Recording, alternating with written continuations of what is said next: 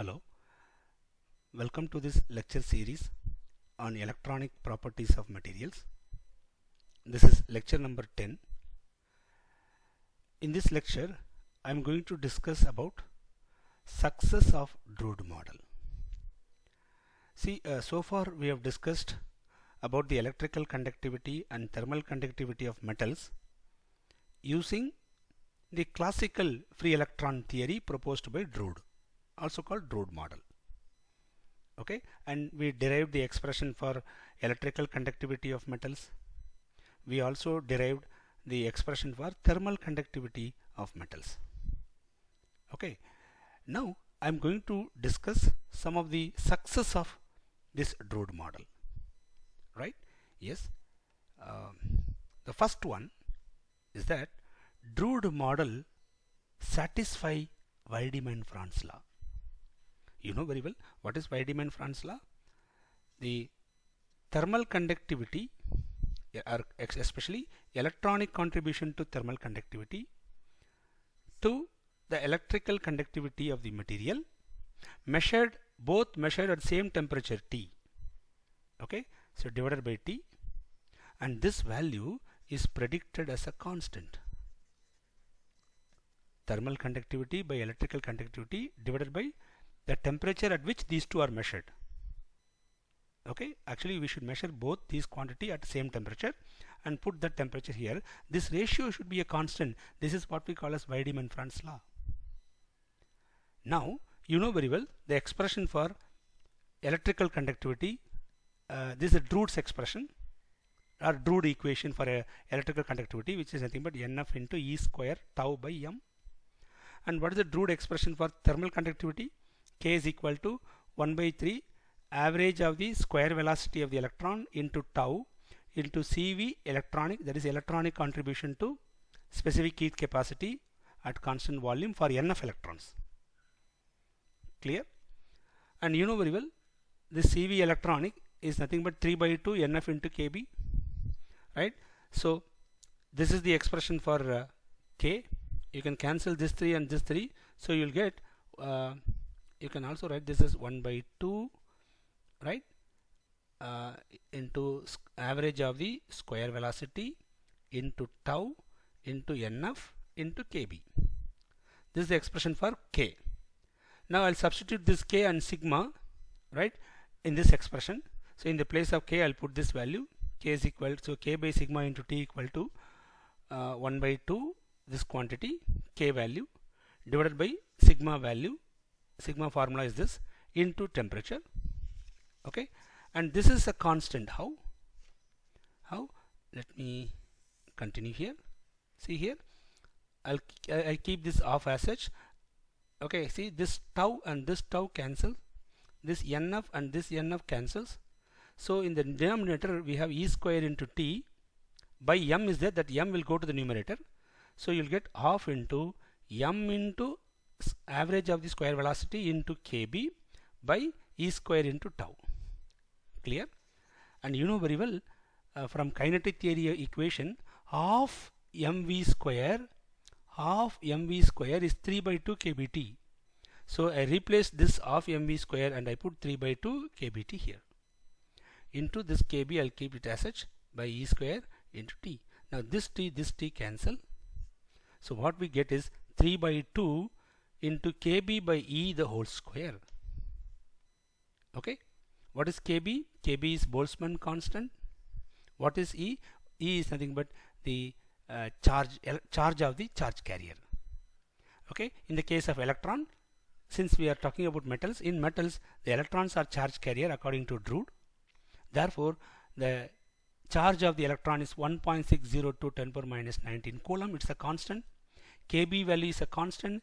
3 by 2, everything is a constant. So we get a constant for this ratio K by sigma into T. So this is a constant, right? Yes, Drude model successfully satisfy the Weidemann-Franz law. So it is one of the important success of Drude model. And this constant was predicted as, if you substitute this constant and if you calculate the value, you will get the value as 1.11 into 10 power minus 18 watt per ohm per Kelvin. Okay, though the constant is not the exact value, but we get constant. That is important. We get constant, right? The experimental value is actually 2.2445 something into 10 power minus 8. Clear? So the value is almost double. The actual value is almost double, but the value obtained from Drude model is of this experimental value.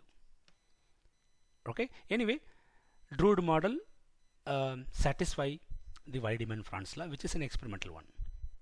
Clear? Then second success of this model, Drude model, is that the second success, mean free path of conduction electron. See, mean free path of conduction electron matches with the lattice constant. What is mean free path? It is the distance traveled by the electron for two successive collision. Right? Suppose if you have a lattice ion and another lattice ion here, the distance between the two lattice ion is what we call as lattice constant. Okay, according to Drude model, electrons undergo scattering, right, or electrons collide with the positive ion cores present in the lattice. Okay, so the electron will undergo collision here, then it will move here and again undergo collision here. So electrons undergo collision with the positive ions present in the lattice points. Clear? So on average, this distance, right, the distance between two adjacent collision, right, this distance on average it should be nothing but lattice constant. Correct? So in Drude model we can calculate this mean free path. So mean free path is usually denoted by the symbol L, is nothing but average velocity into tau. Okay, for most metals tau value is 10 power minus 14 seconds, and the average value of the velocity of the free electron in metals will be in the range of 10 power 4 to 10 power 5, roughly 10 power 4 to 10 power 5. Okay, meter per second. So if I substitute this value and this value here, you will get roughly 10 power minus 10 meters, which is nothing but 1 angstrom minute. And if you substitute 10 power 5, you will get 10 angstrom minutes. So the range is 1 to 10 angstrom unit range. And you know very well, in most metals the lattice constant is found to be in this range. I repeat, if you calculate mean free path using the calculated value of tau and v from the Drude equation, and if you calculate mean free path, it comes out as 1 to 10 angstrom unit in metals, and this range matches with the lattice constant of most metals. So what does it indicate? It's this Drude model, right, successfully explain how scattering occurs, right, or how electron undergoes scattering with the ion core. Electron scattering is ignored here, you know very well.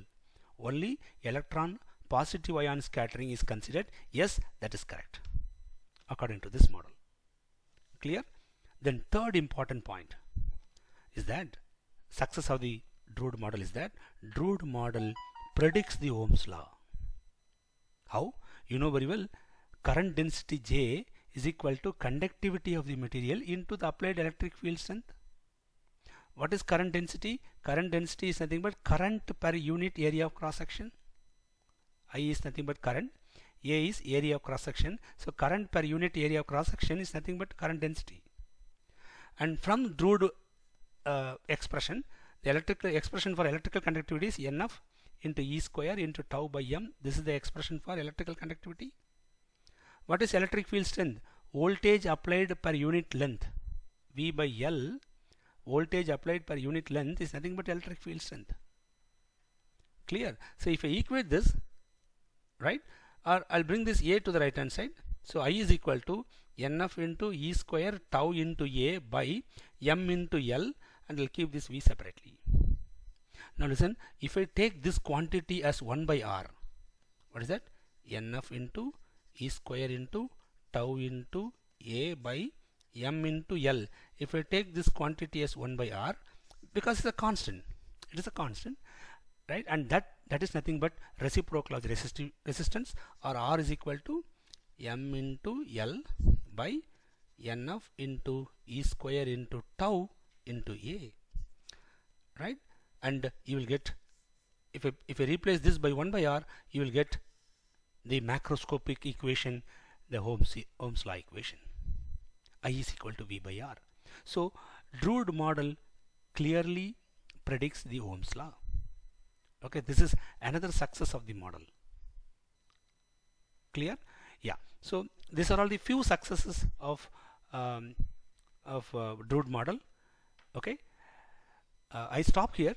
In my next class, I am going to discuss what are all the limitations of Drude model. Okay. Yeah. Thank you. Thank you for listening.